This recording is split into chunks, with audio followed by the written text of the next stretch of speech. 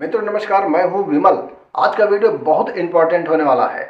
चलिए इसको जान लेते हैं। जो हमारा हाथ है, इस हाथ पे यह जो उंगलियां हैं, यह 5 उंगलियां 5 तत्वों का प्रतिनिधित्व करती हैं। मैंने आपको कई मुद्राओं के बारे में बताया था, आप जानते हैं। अब चलिए उसको थोड़ा सा और समझ लीजिए। आपके लिए अति आवश्यक जानकारी लेके आया हूँ। यह जो अंगूठा है, इस अंगूठे पर अग्नि तत्व होता है। यह अग्नि तत्व का प्रतिनिधित्व करता है।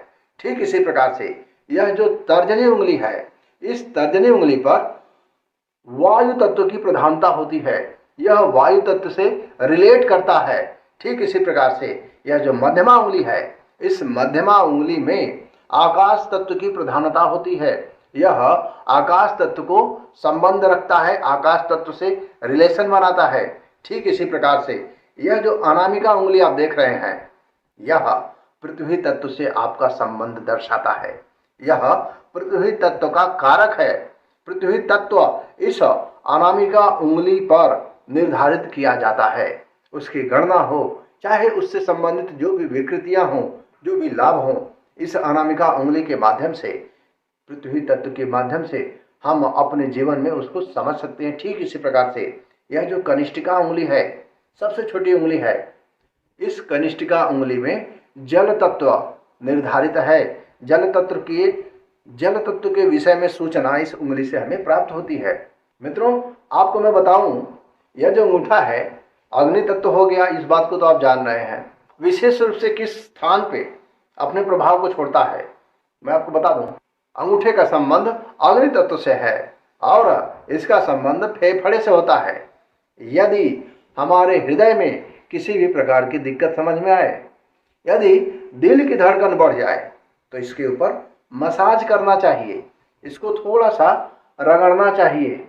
हल्के हाथों से मसाज करने से हमारे दिल की धड़कन पर, हमारे फेफड़ों पर इसका बड़ा ही पॉजिटिव इफेक्ट पड़ता है। ठीक इसी प्रकार से यह जो तर्जनी उंगली है, इसका संबंध हमारी आंतों से है।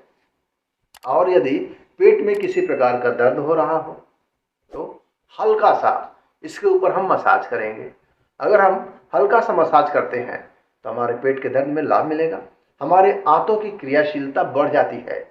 कभी डिटेल में बताएंगे इन तत्वों के विशिष्ट महत्वों को। अभी संक्षेप में आपके सामने बताने जा रहा हूं। यह जो मध्यमा उंगली है, यह आकाश तत्व का प्रतिनिधित्व करती है। यदि हमें चक्कर आए, बेचैनी महसूस हो, इसके ऊपर थोड़ा सा मालिश करना चाहिए। ऐसा करने से यह हमारे शरीर के ब्लड सर्कुलेशन को मेंटेन कर देता है। अब मैं बात करूंगा अगले तत्व की। तो आपको यह मालूम है कि यह जो अनामिका उंगली है, यहाँ पर पृथ्वी तत्व की प्रधानता होती है।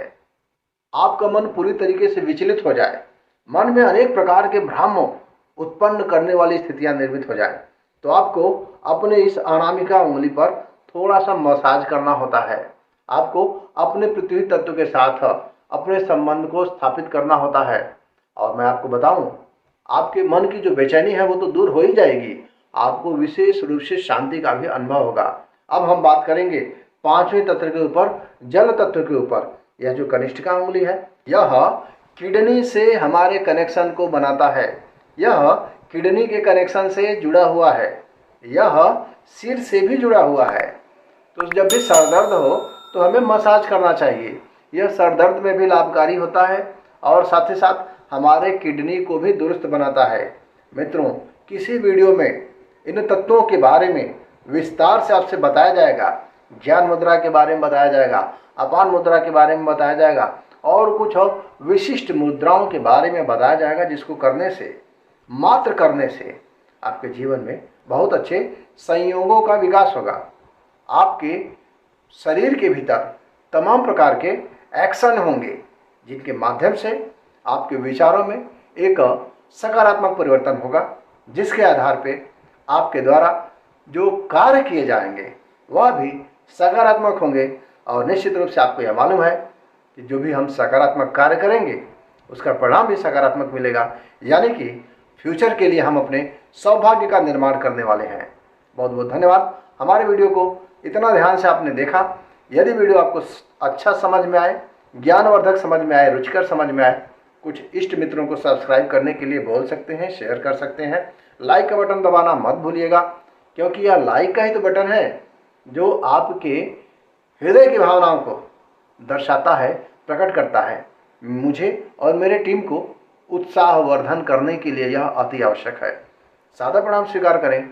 महादेव कल्याण करें। ओम नमः शिवाय। जय श्री राम।